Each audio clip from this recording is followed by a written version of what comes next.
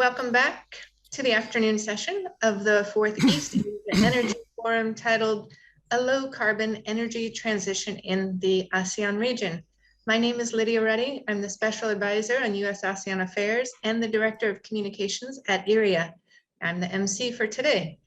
This afternoon, we have two panels followed by closing remarks from Professor Hidetoshi Nishimura, the President of ERIA. So for the first of this afternoon's sessions, it's my great pleasure to invite Mr. Shigeru Kimura, Special Advisor on Energy Affairs at ERIA, to moderate panel session 2, Clean Hydrogen and Ammonia as Supreme Energy and the Role of CCUS Technologies. Mr. Kimura, the floor is yours. Okay. Thank you very much, Lydia, and for your kind introductions. And good afternoon from the Tokyo. Thank you again, audience, for your participation to the EAEF. And I'd like to express my appreciation to the continuous attendance to the panel session too. This session talks about the CCUS, hydrogen, ammonia, which are indispensable future energy technologies and fuels for achieving carbon neutrality in Asia regions. So consequently, we have the 4 panelists in this session. So I'd like to introduce the panelists. So first panelist is Miss Ayaka Jones from the US DOE. She has a long experience and expertise of the clean coal technologies and the CCUS, carbon capture, utilization, and storage. Thus, today, he talks about the CCUS. Thank you, Ayaka-san, again for your participation, even though the midnight EST in United States. Thank you. And the second panelist is Mr. Osamu Ikeda from the Chiyoda Corporation. Last 10 years, she has been engaging hydrogen business and took leadership of the Brunei Spera Hydrogen project. Thus, he is very familiar with the supply side of the hydrogen.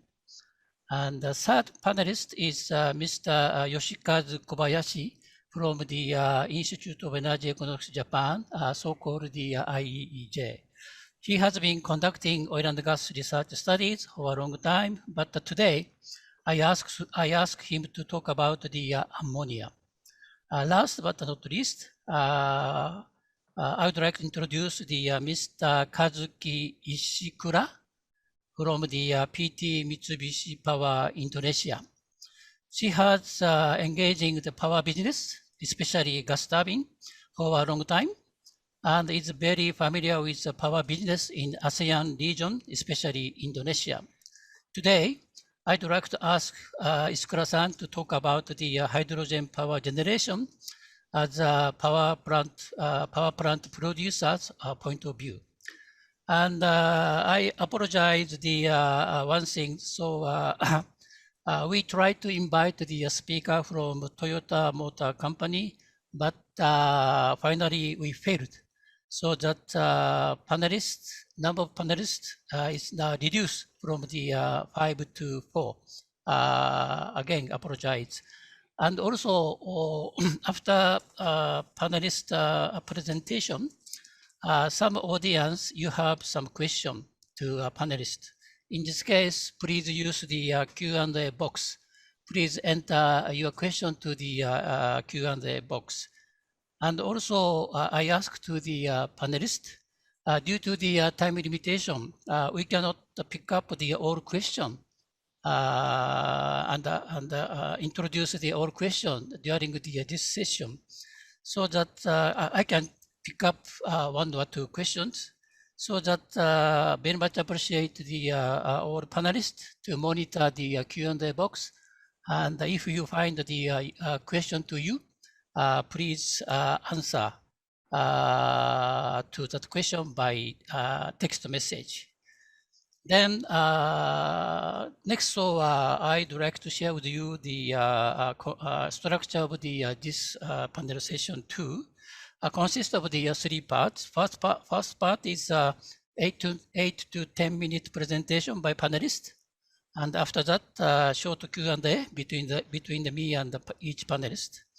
Then after that, I would like to pick up the several questions from the Q&A box and ask to panelists to answer.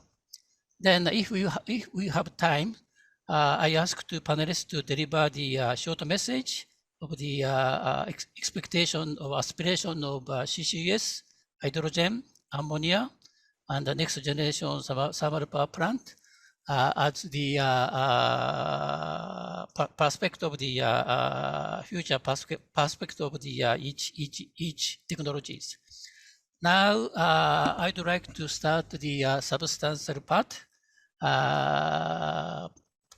presentation by the panelists. So firstly, I'd like to invite the Ayaka-san to present the US perspective of the CCUS. So Ayaka-san, floor is yours. Thank you. Thank you very much, Kimura-san. And thank you for inviting me representing the United States Department of Energy to join the discussion with you all today. Next slide, please. The United States under Biden administration is very much focused on addressing climate change. In her keynote speech this morning, our Acting Assistant Secretary, Dr. Wilcox, shared our overall strategy and approach towards achieving our climate goals. These goals are quite ambitious. For example, to cut emissions at least in half by 2030 from 2005 levels, we must more than double our historical pace of emissions reduction in the next 10 years. You can see here that transportation and the industry sectors are among the largest emitters in the US. They also have limited technology options to decarbonize. That's where CCUS comes in. CCUS can remove more than 90% of the emissions from cement, steel plants, and refineries, as well as power plants.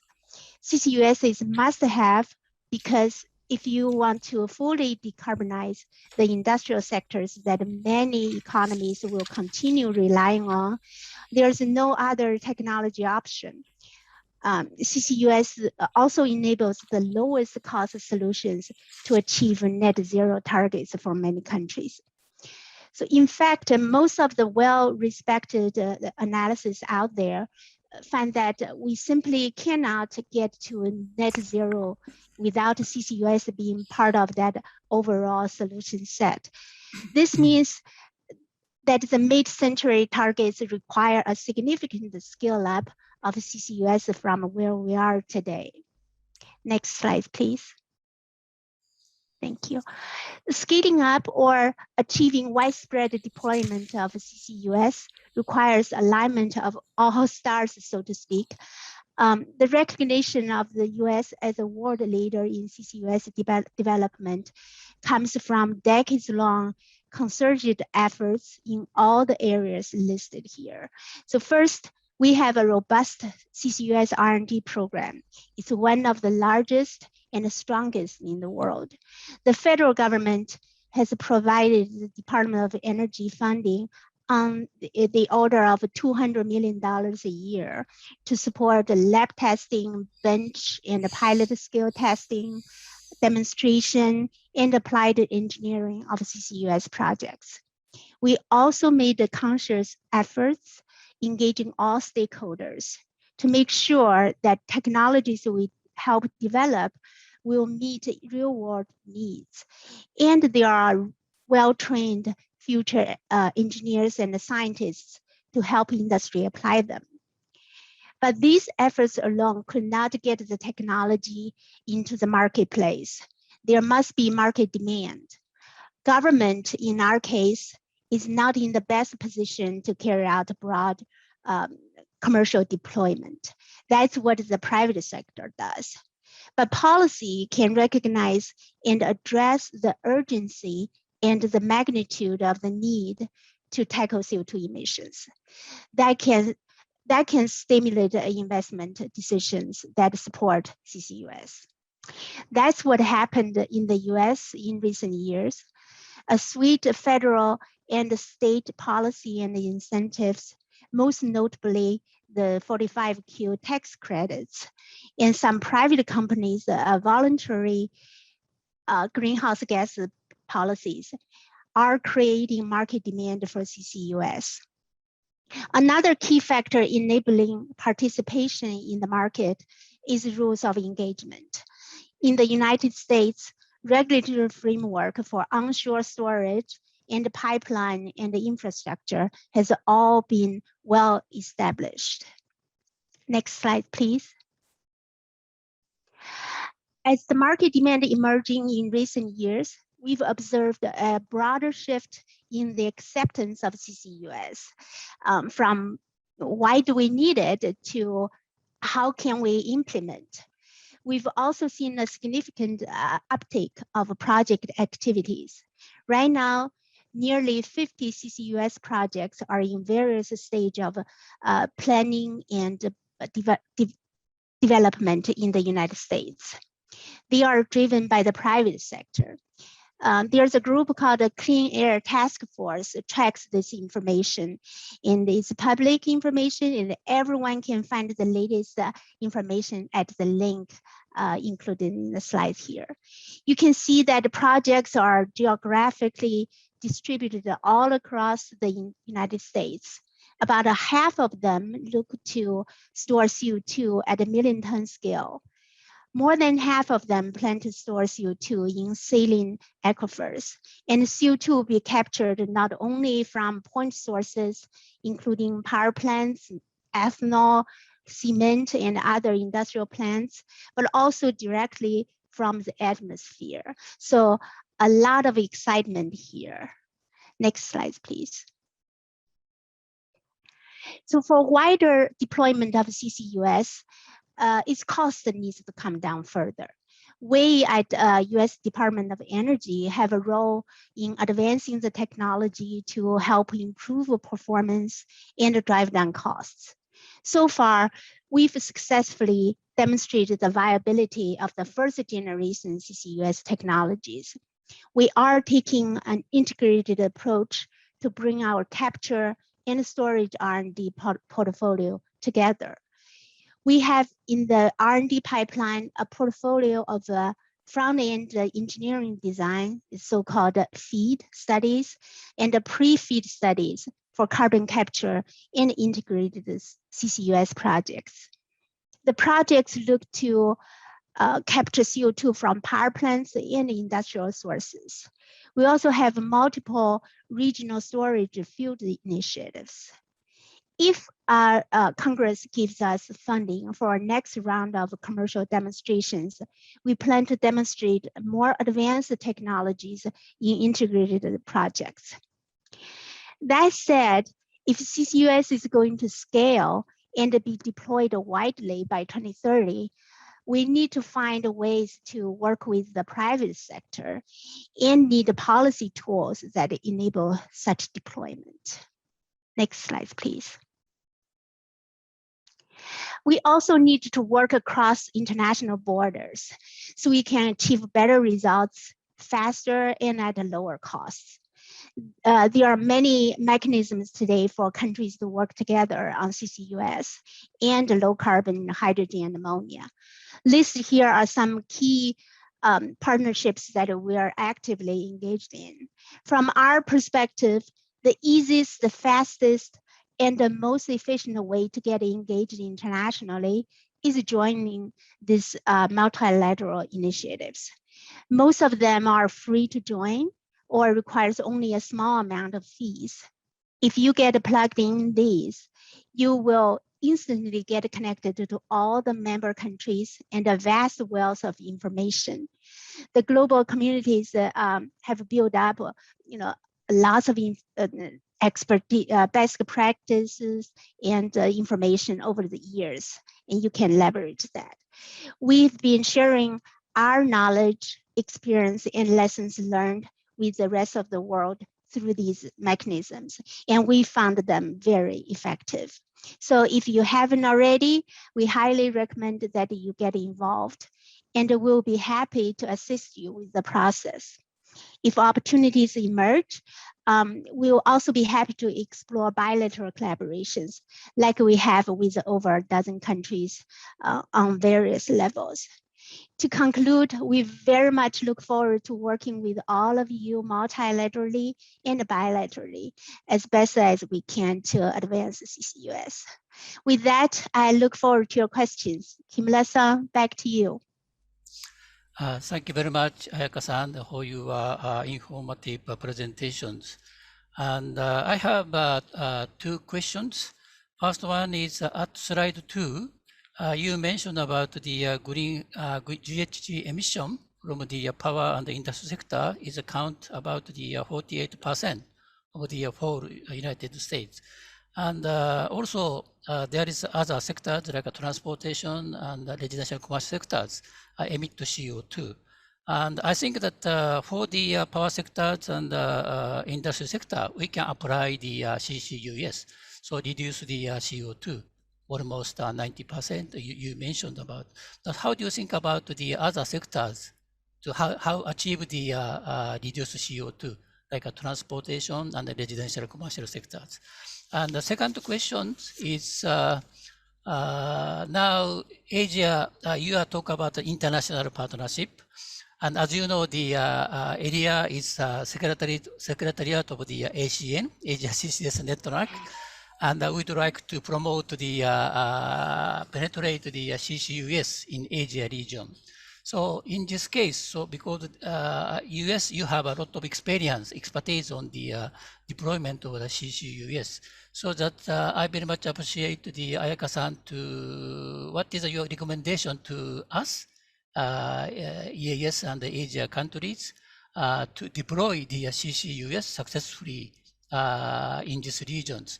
For example, is like appropriate national policy or regulatory framework or government support to the technology development, and also the financial incentive like a tax credit, and also the CO2 value chain. So there are a lot of issues. So that very much appreciate the your frank view. What is your recommendation to the Asia countries to how to promote, deploy the CCUS? So 2 questions. Thank you very much, Ayaka-san. Yeah. Sure, thank you. Let me address the first question. There is no silver bullet for climate change, but CCUS can play a key role in decarbonize the 3 largest emitters in the US and can help decarbonizing other sectors indirectly. So you mentioned transportation. A key innovation to decarbonize this sector is using clean hydrogen and ammonia. And CCUS is a critical pathway to low carbon hydrogen and ammonia at scale.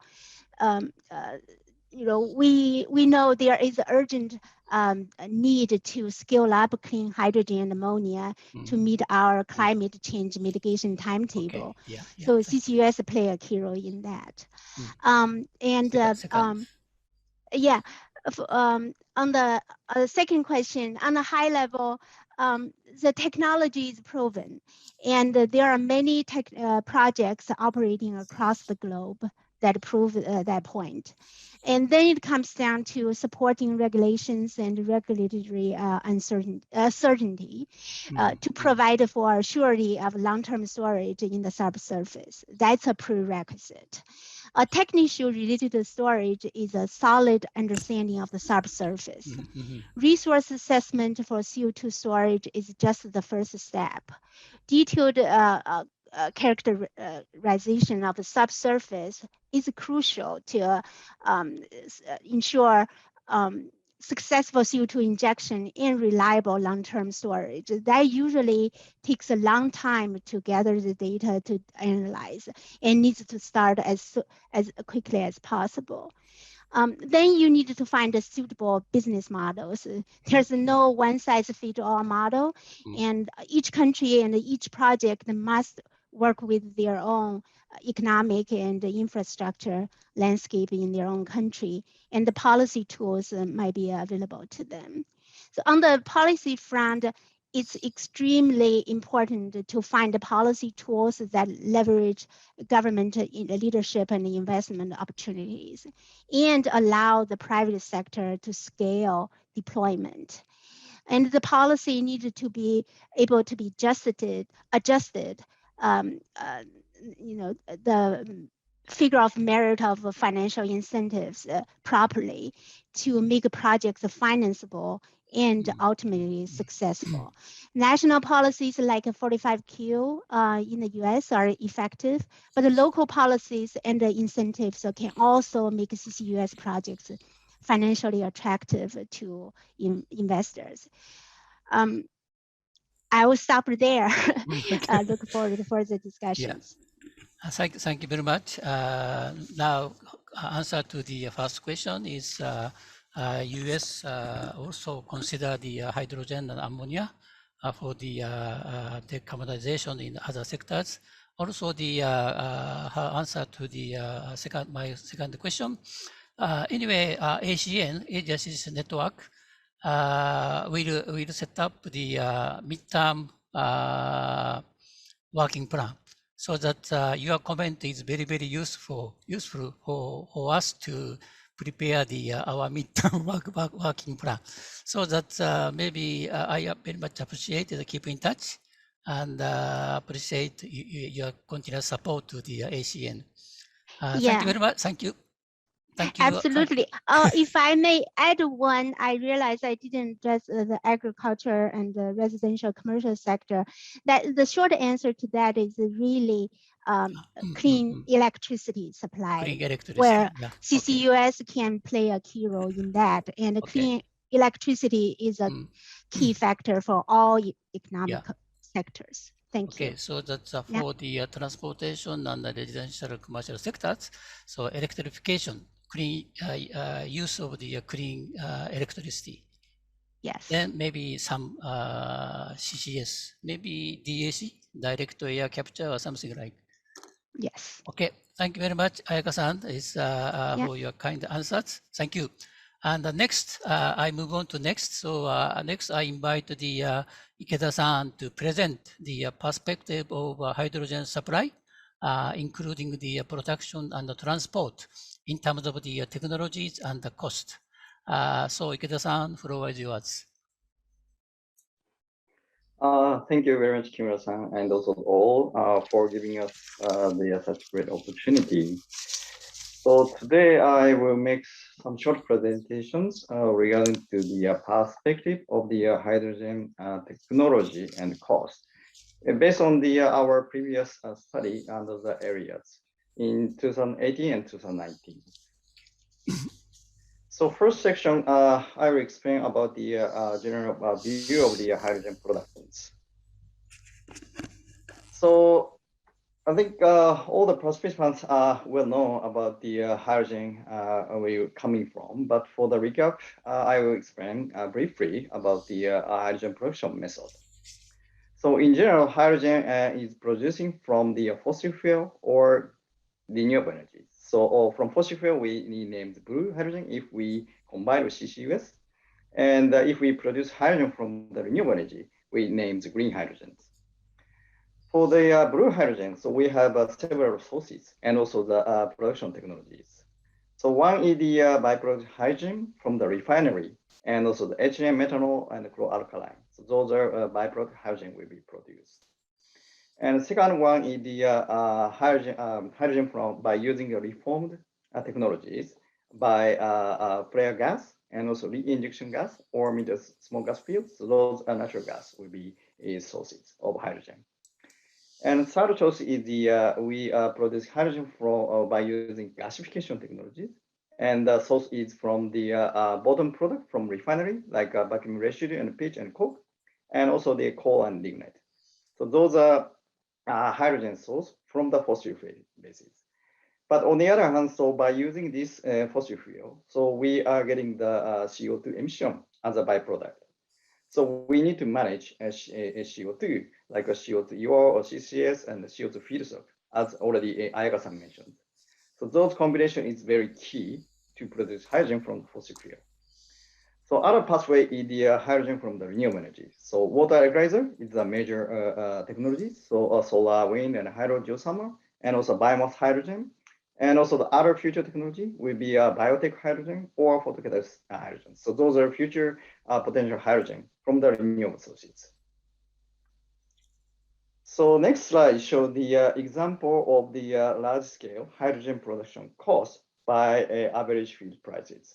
Of course, based on the technology and also the preconditions, so those costs will be varied. So this is just examples. So we compare the 5 sources of hydrogen. So left-hand side is the steam methane reforming with CCS by using a methane, natural gas. And the second is the alkaline electrolyzer with stable power. Stable power means the like hydro and also geothermal. Those stable renewable electricity. Those are input. And the third one is the lignite gasification with CCS. And fourth one is the woody biomass gasification. And last one is the alkaline electrolyzer with fluctuating power. Fluctuating power means the solar and wind, such fluctuating power in cases. So that results shows in 2040, so gas reforming and also water electrolyzer and biomass gasification and lignite gasification. So those are in order of the expected hydrogen production cost.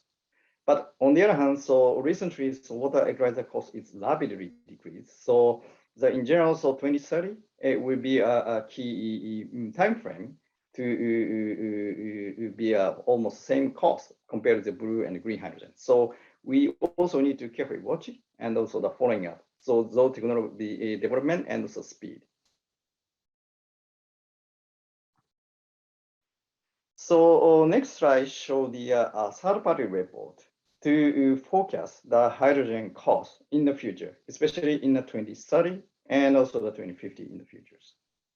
So left-hand side show the report by the Bloomberg, and the right-hand side show the report from the McKinsey report. So those reports show the hydrogen production cost forecast in each country and regions. So this graph and also the data shows that in 2030, almost all the competitive hydrogen sourcing country produce hydrogen under the $2 per kilogram in 2030. So this is the forecast of the those reports. Especially in a very competitive country like Brazil and Chile, is expected to around $1 per kilogram by 2030. So this is the forecast of the hydrogen. And also in 2030, it will be a closing point for the blue hydrogen and the green hydrogen. So this is the general view for the hydrogen production cost reduction in the futures. This is another report. So this report shows the hydrogen, especially for the water electrolyzer cost in the future, 2025 and 2030. And also this graph shows the 2019 forecast and also the 2020 forecast. So dotted line show the 2019 forecast, and bold line show the 2020 forecast. So of course, the depend on the technology. So of course, the speed is different. But in general, so the after 1 year, the cost forecast will be reduced around 30%. So we also understand that we also discussing the variety of the manufacturer of the water electrolyzer. But after 6 months, so those forecasts will be changed. So we also need to carefully watch those speed of the cost reductions. Especially, we understand that China is also one of the key factors to reduce its cost, like solar panel and those renewable energy. So this is the general trend and the view for the hydrogen production in the futures. So next section shows the hydrogen transportations. So we have a variety of the transportation mode and also the carrier to transport hydrogen. So ship and also railway and truck and pipeline. So those are transportation mode.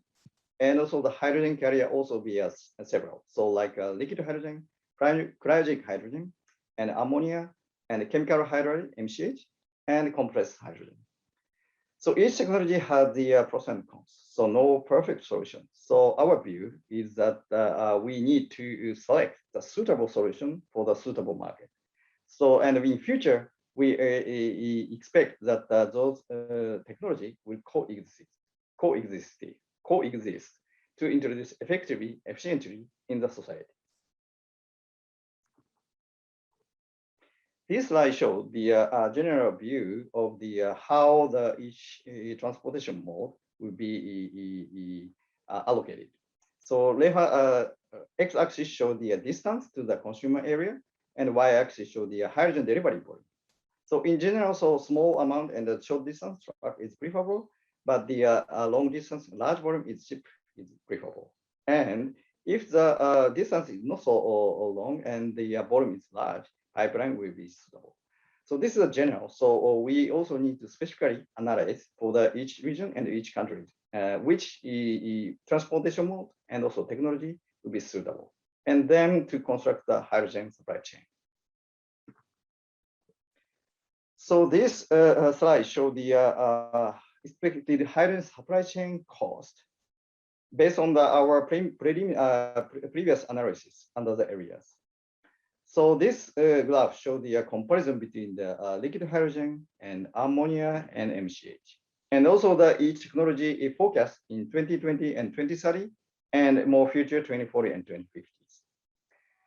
So in the 2020 and 2030, so the hydrogen cost is expected around the $3 to $4 per kilogram.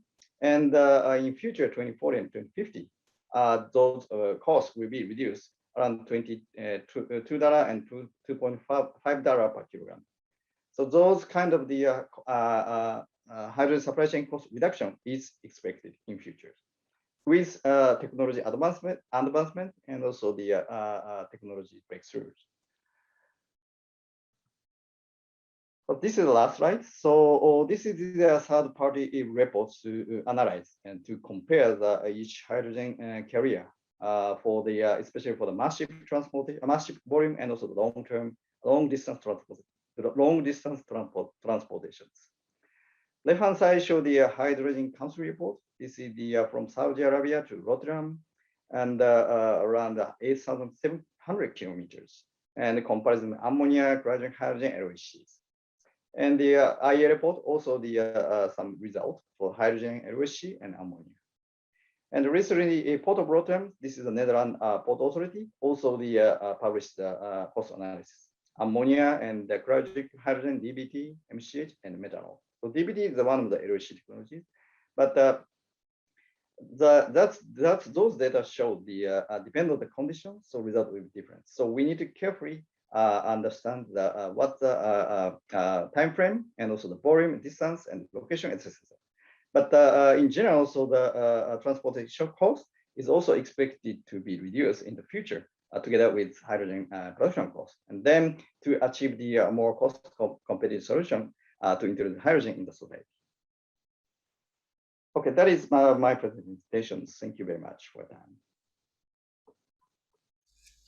Thank you very much, Ikeda-san. Is for your presentation are really comprehensive. It's something like a lecture to the students. So I fully understand the current situation, how to produce the hydrogen, how to transport the hydrogen. So I would like to raise the two questions to you. First one is on slide 5. You show us the Bloomberg report. Then if we see the report, so you know the hydrogen production cost of the Asian countries like Malaysia, Japan, and also Indonesia is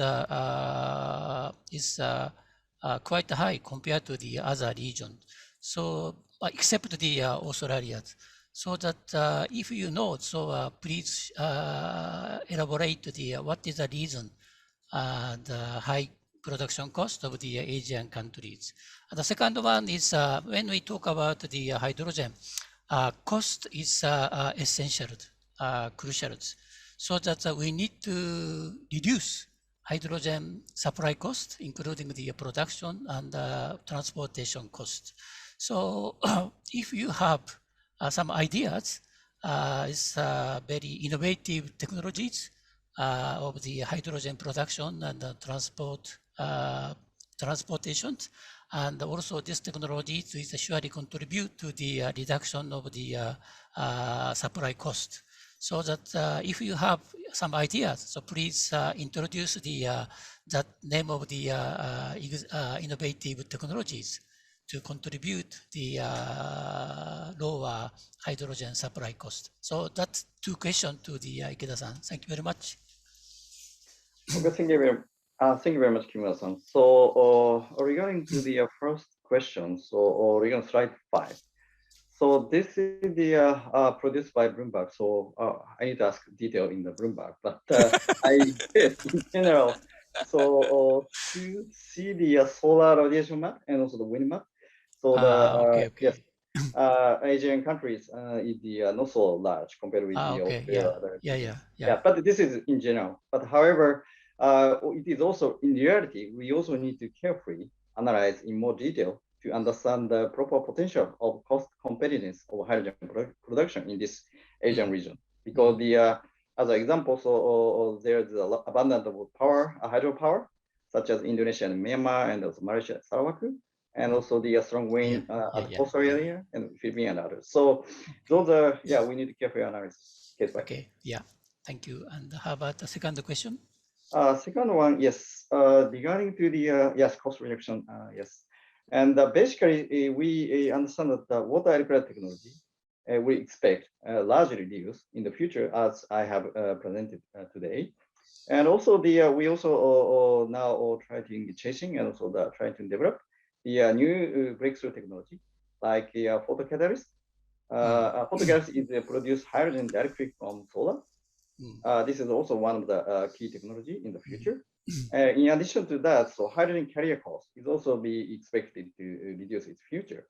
So one example is direct MCH production technology. So this is the combined integrate hydrogen production and hydrogen carrier production. So it's kind of the chemical integration technology. This will also be expected to reduce its cost in future.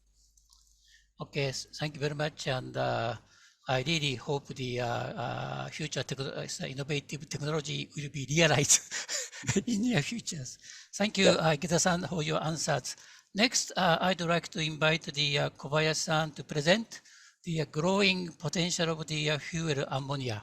So Kobayashi-san, floor is yours.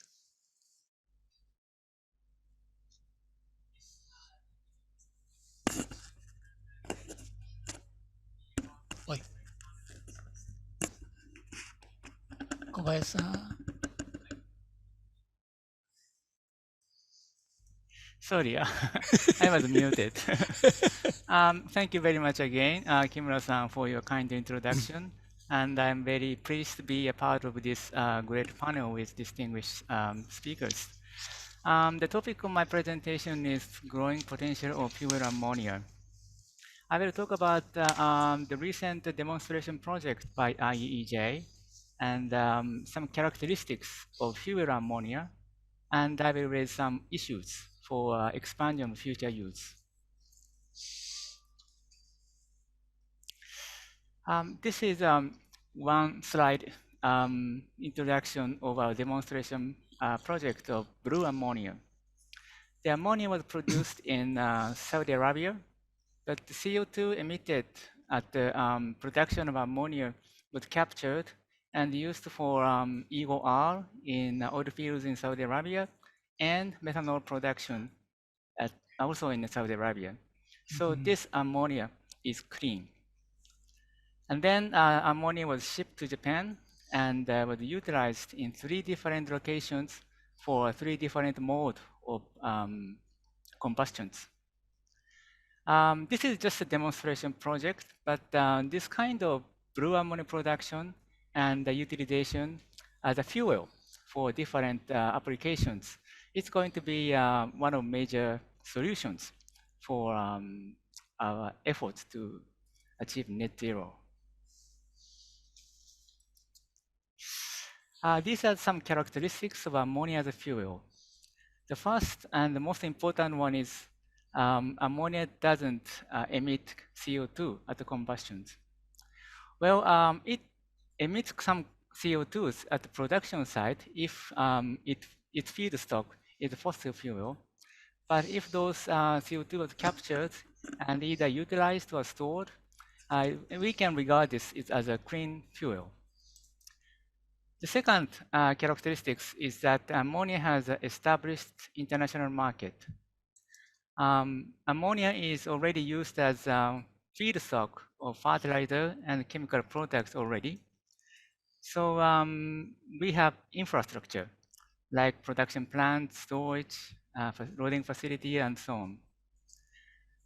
I think when we introduce something new technologies into the market, one of the biggest obstacles is to develop an infrastructure.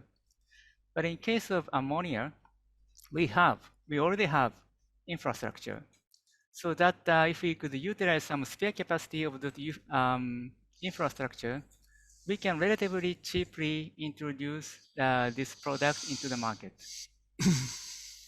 And the third characteristics is that we can utilize ammonia for different pattern of utilizations. Firstly, it can be utilized as a carrier of hydrogen. And also we can utilize ammonia as fuel itself. In other words, we can directly use it as a fuel at the, for the combustions.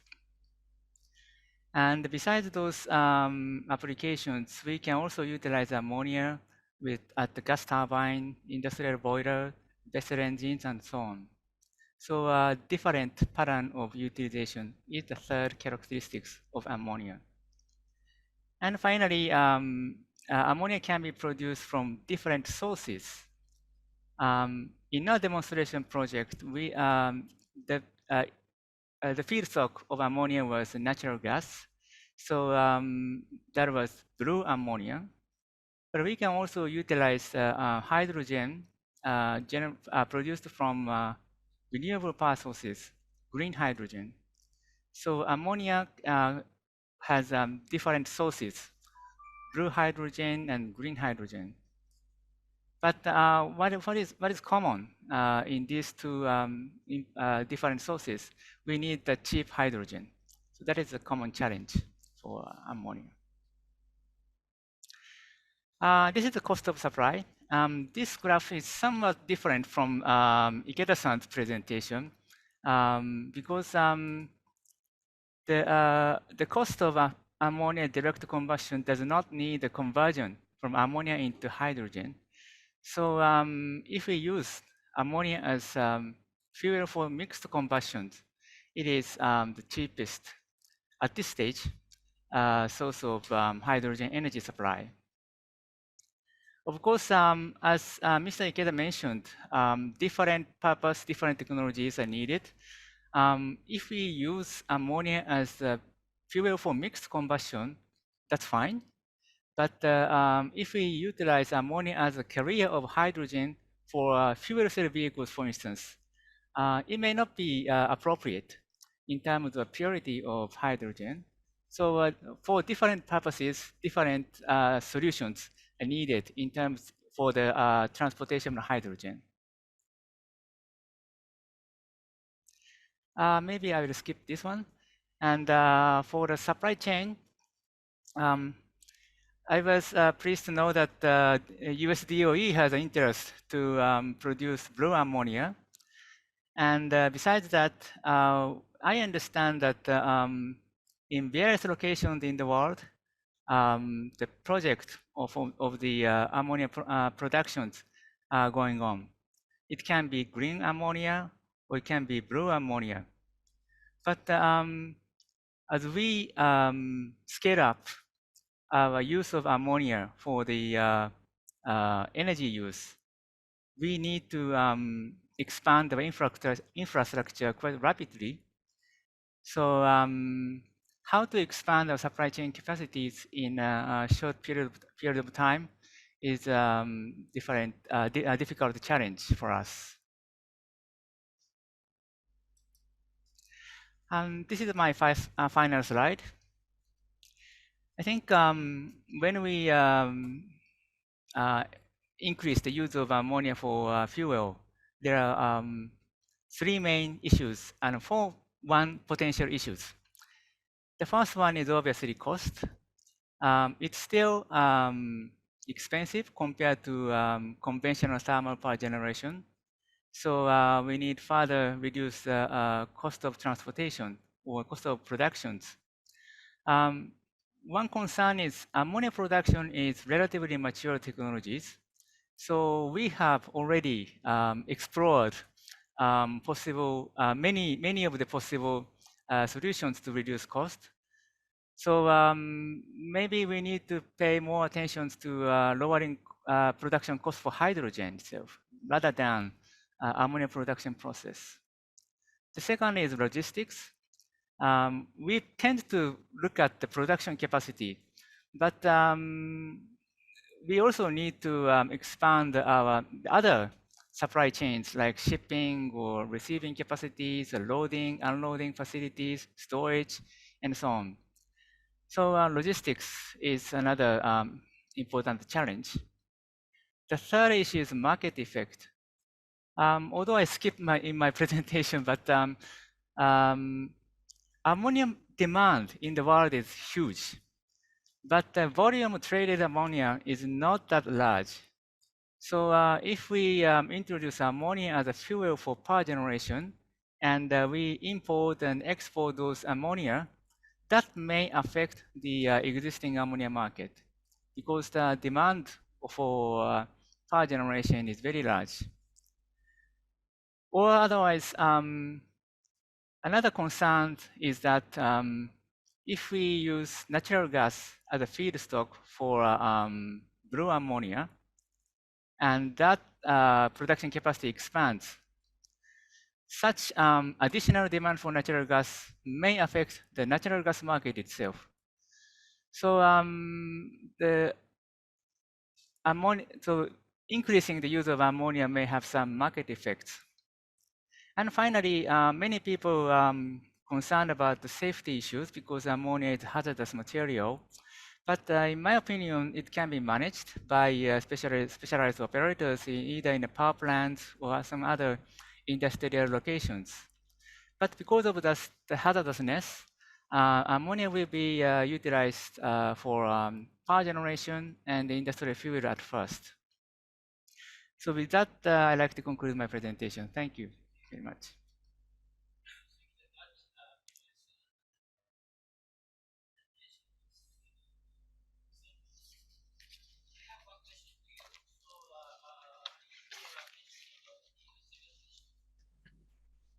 Kimura sensei, you are still muted. Hi, sorry.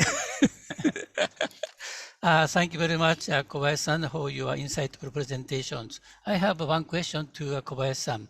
So at the last slide, so you mentioned about the several issues to promote the ammonia in your presentations. So that what do you think the government of the ES countries should do to address those issues? So this question, that is my question to Kobayashi-san. Thank you. Okay. Thank you for your question, Kimura-san.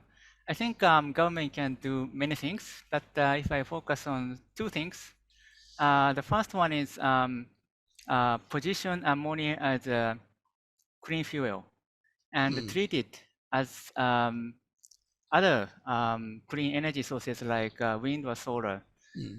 I think Japanese government has already taken that approach, but nonetheless, still, because ammonia is such a new technology, so ammonia is not treated equally as the renewable energy.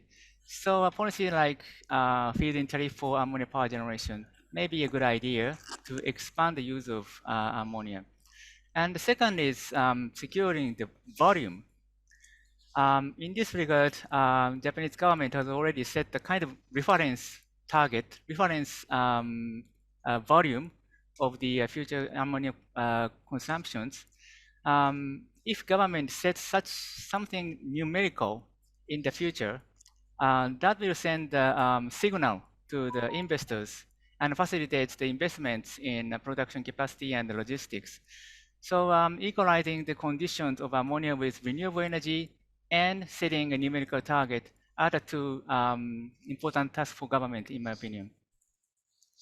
Okay. Thank you very much, Kobayashi-san. I really take note of your 2 points. So that ammonia should be treated as the same as the renewable VRE, like solar, and also the government need to secure the volume of the ammonia. Yeah, thank you very much. And next, so I'd like to invite the Ishikura-san. Thank you very much for your waiting. To present the hydrogen fuel of the fuel of the futures, but he focused on the power sector today. So Ishikura-san, floor is yours. Okay.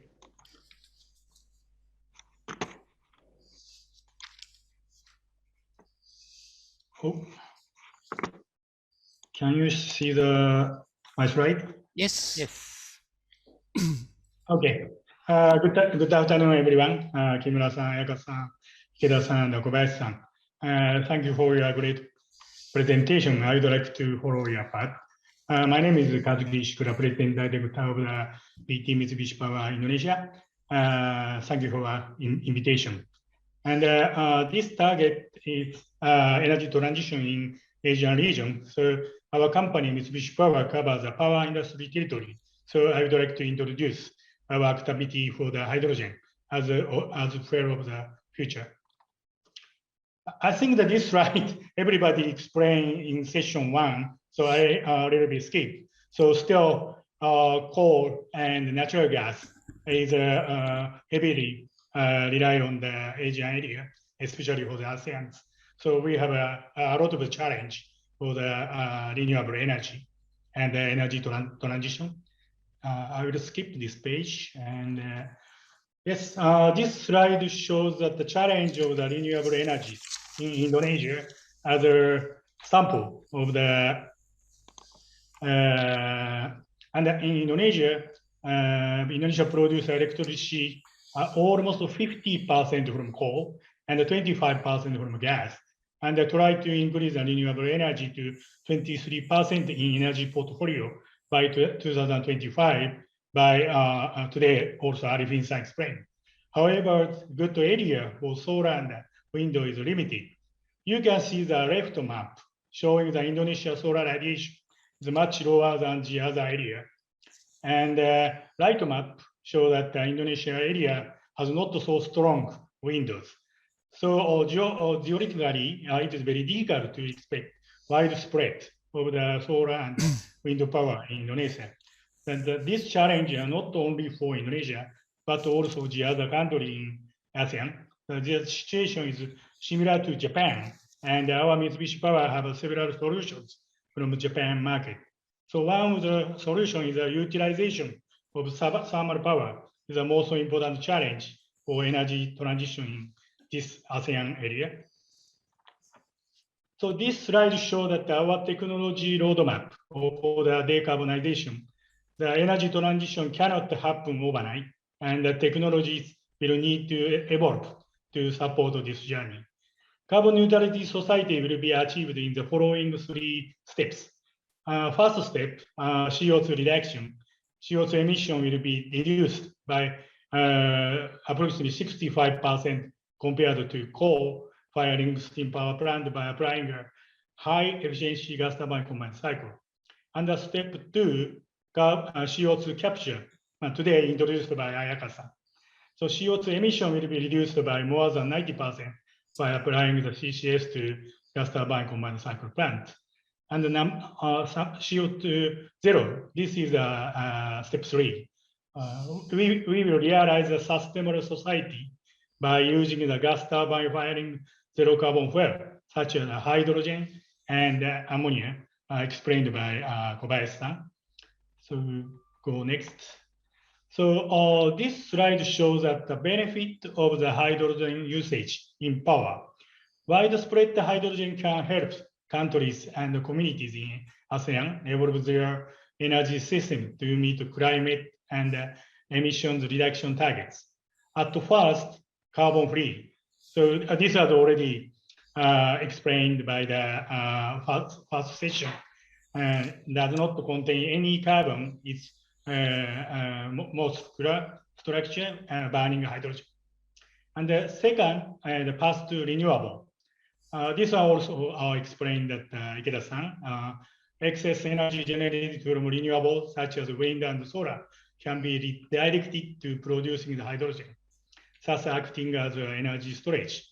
This hydrogen can then be deployed during the period of peak demand in gas power generation.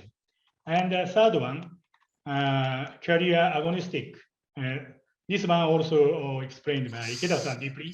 Hydrogen gas turbine will be able to fire with hydrogen from the different sources and even less pure form of the molecule.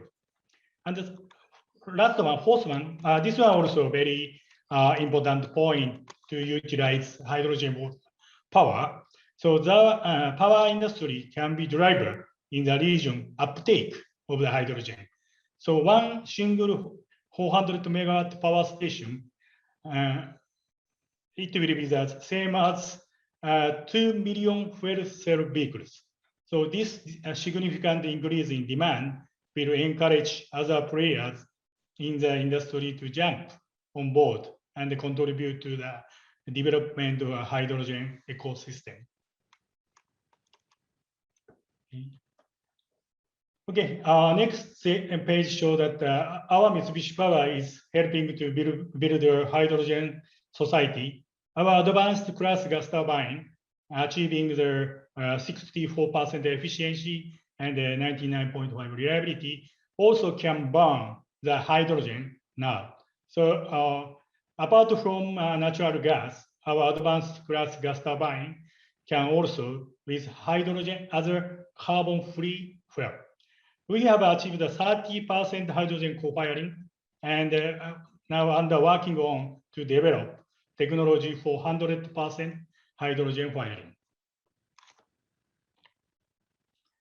And I will introduce several projects in the world. So globally, hydrogen is not far future technology, and there are several ongoing projects, especially in US and Europe and Japan. Mitsubishi Power is collaborating with partners and the customer around the world to expand the utilization of hydrogen.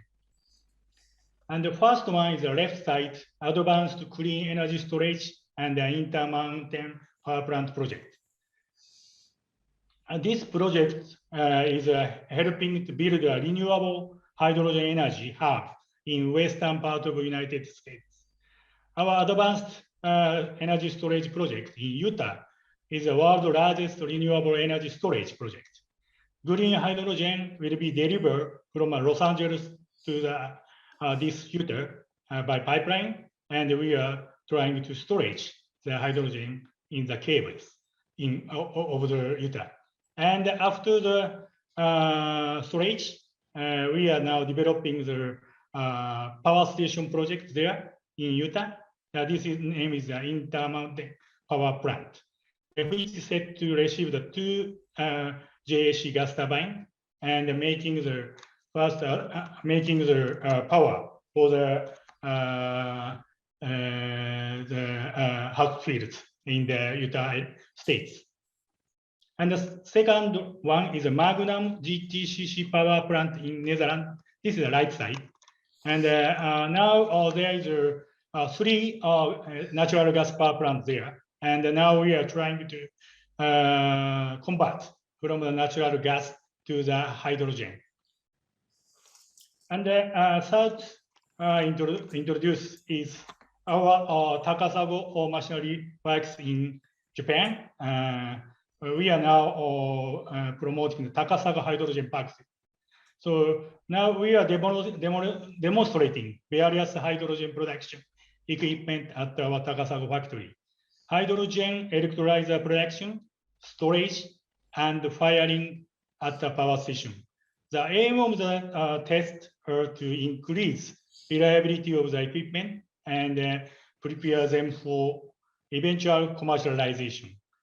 If you have a chance to go to Japan after the COVID-19 pandemic, please visit our Takasago factory to see all of hydrogen technologies at one place. Okay, as a last message, ASEAN has a rich hydrogen resources, which Ikeda-san explained, and can support energy transition together with renewable energy. So Mitsubishi Power would like to contribute to the ASEAN market as a power plant provider and a good friend to develop new technology together. Thank you very much for listening to my presentation. And I would like to say thank you to Kimura-san, Ayaka-san, Ikeda-san, and Kobayashi-san. Okay, thank you very much, Ishikura-san, for your informative presentations. I have 2 questions to you. So if we increase the hydrogen consumption for thermal power generation, we should have the pathway to initiate co-firing with gas, 5%, 10%, and finally, we are shifting to the 100% firing. If so, please tell us the development schedule from the co-firing to the 100% firing in terms of the turbine technologies. Also, same question to the ammonia power generation, especially in the turbine. Thank you very much.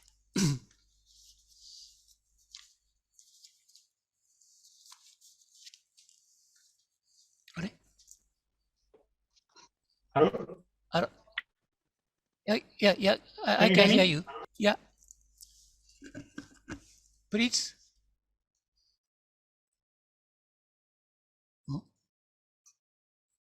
Ishikura-san.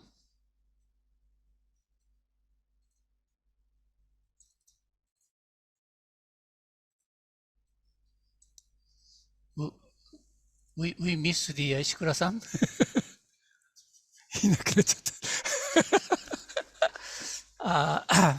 Sorry, we miss the Ishikura-san, and maybe when he returned to the this room, so okay, come back.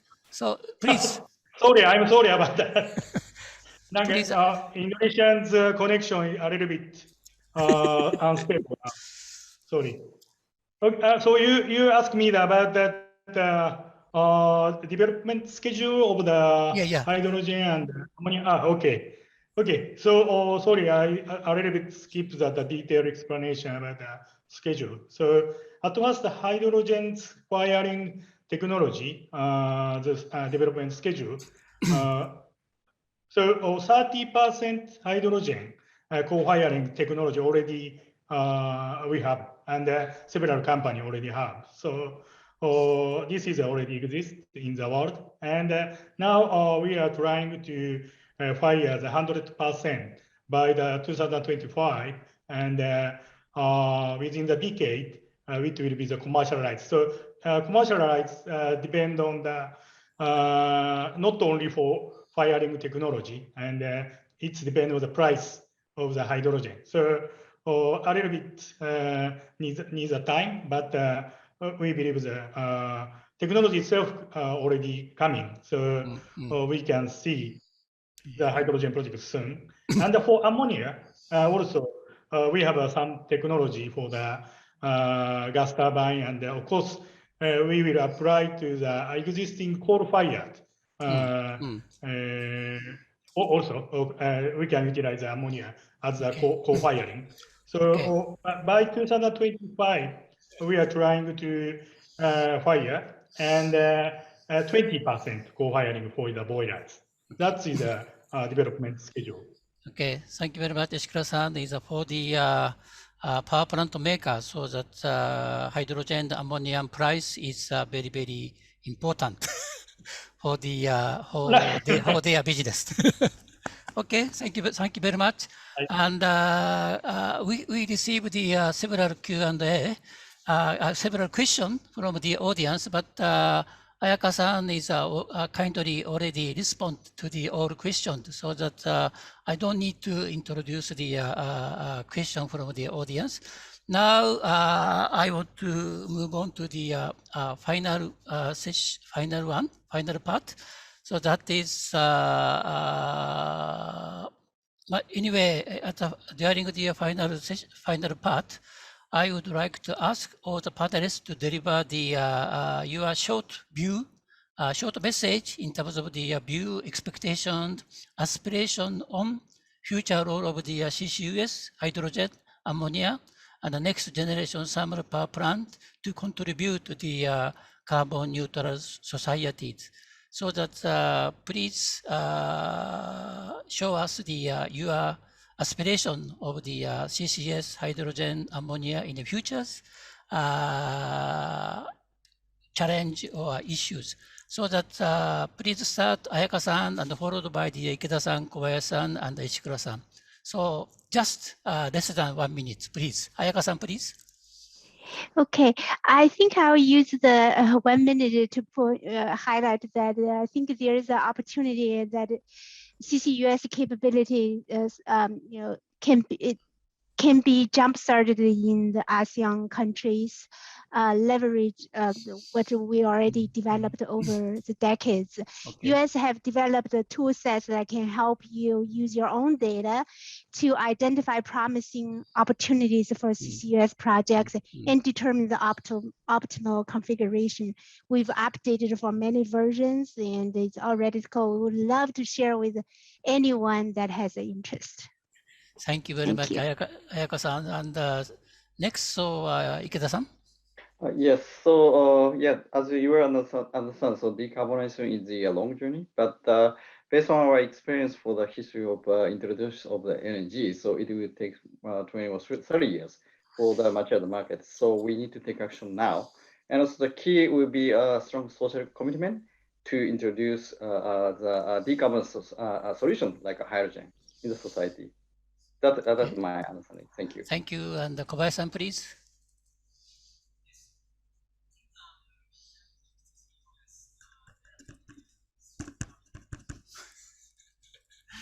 Sorry for making a similar mistake. I think now the world is heading towards net zero. But if we think seriously about how to achieve the net zero, CCUS is inevitable. CCUS is necessary technologies. So it's not a matter of whether or not to utilize CCUS. It is a question of how to utilize CCUS. So we should devote our resources to think about these latter, more important questions. Okay, thank you very much, Kobayashi-san. Ishikura-san, please. Hi, can you hear me? Yep. Yes. Okay. Thank you. Today, I just make one last message.